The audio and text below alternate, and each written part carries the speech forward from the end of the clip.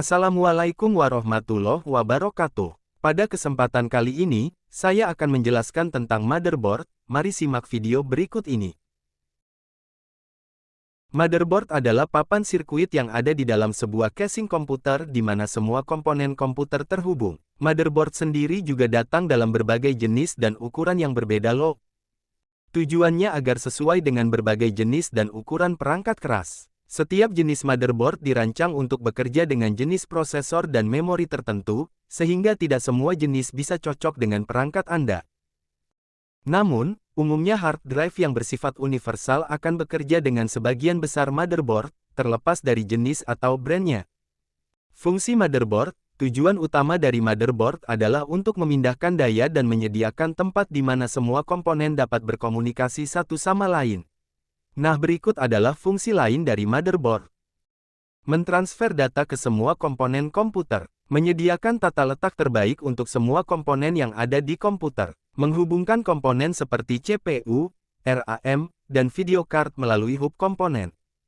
Menyebarkan daya untuk bagian komputer sesuai dengan kebutuhan setiap bagian. Menghubungkan berbagai komponen interface komputer langsung atau tidak langsung.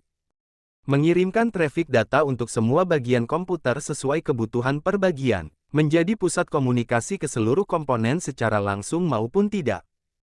Berikut adalah jenis-jenis motherboard. 1. Standard ATX. Motherboard standar ATX datang dengan dimensi 305x244 mm. Dimensi ini dapat bervariasi tergantung akan manufakturnya. Standard ATX menawarkan lebih banyak slot ekspansi, 4 slot RAM, 2 slot PAL, USB port, dan port lainnya untuk konektivitas yang lebih fleksibel. Ukuran motherboard ini sangat cocok digunakan jika Anda menginginkan lebih banyak slot ekspansi dan port penghubung untuk menangani beban kerja lebih berat. Motherboard standard ATX hanya cocok untuk casing yang mendukung motherboard full ATX atau extended ATX.